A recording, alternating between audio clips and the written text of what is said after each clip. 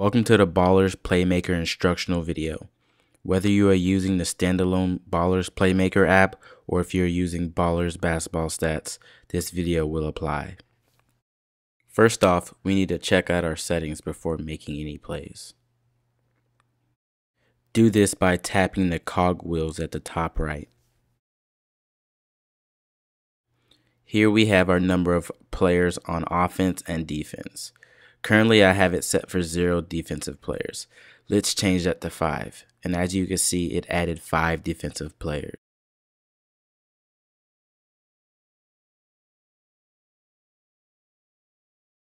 We have the option to show a basketball to help players follow exactly where the ball will be in a certain play. And we also have the option to move the ball with a certain player.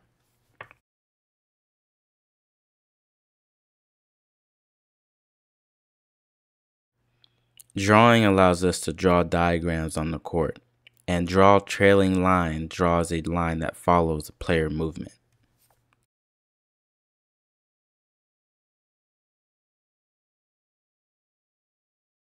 Let's go down to our defaults. Starting with offense, tap the blue arrow. We have different preloaded offensive formations: stack, 2-3, 2-1-2, 1-4, 1-3-1, and 1-2-2. These can be used as starting points for your play. We also included defensive formations as well.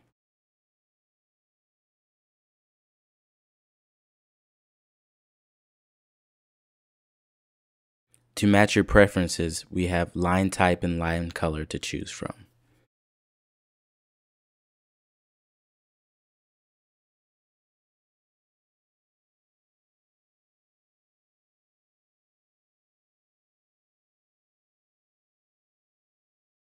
Let's move on to the information display section, which has various options on what information is displayed. I'm going to do a little demo of that.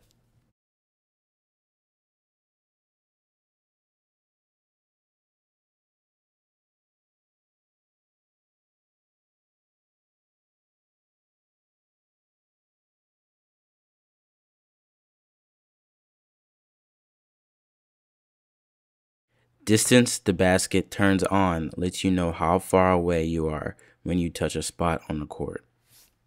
The court has gotten a little messy, so to clear the court, tap clear.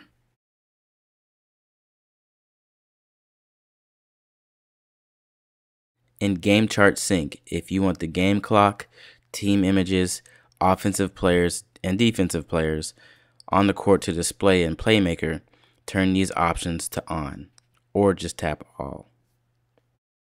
Under App Customization, you can use a team logo or image to be placed on the PlayMaker screen to give a customized look. Some users like to move the controls around. To do that, make sure Lock Controls in Place is turned off. Movable objects will have a semi-transparent border around them.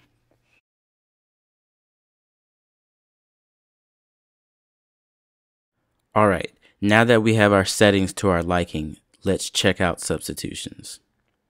Tap the icon between the cogwheels and the tools icon.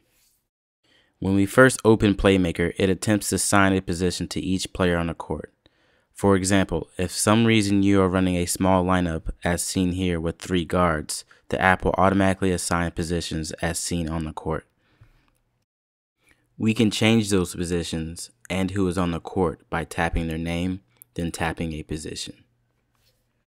Substitutions made here will not affect players on the court on the game chart screen.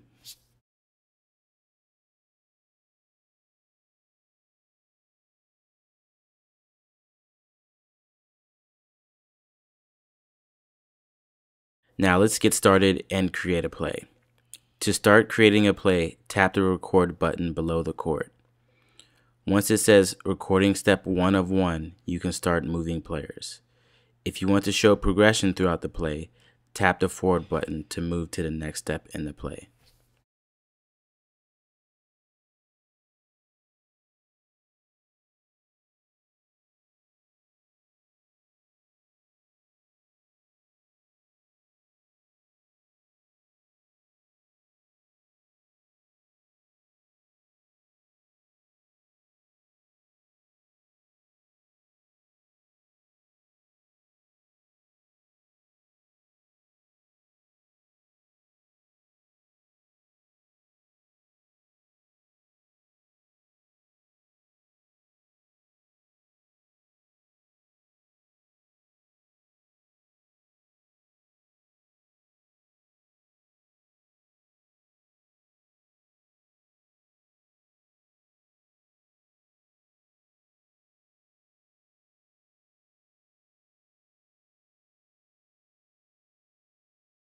When you are done and want to save the play, tap the stop button.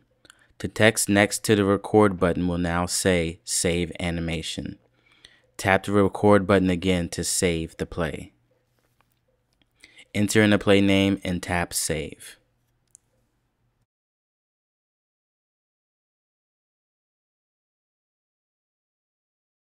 We can play back the play by tapping the play button again.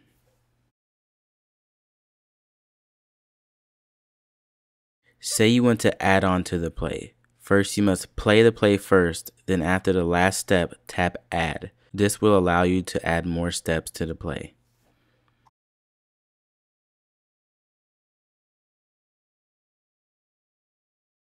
To save the new play, it's the same procedure. Tap the stop button, then tap the record button to save.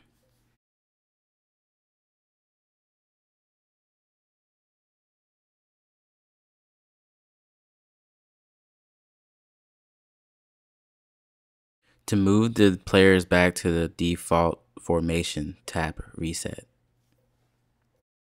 If you want a different court, tap the court button. The first black image will be the custom court image if you have uploaded one in settings. We have also included a blackboard, whiteboard, and other courts for plays and drawings. To play back previously made plays, tap the Tools icon at the top right, then tap Animation. Scroll the picker to the play that you want to play, then press the play button to start the play. And that's it for PlayMaker. If you have any other questions, please feel free to email us at support@e6-technologies.com.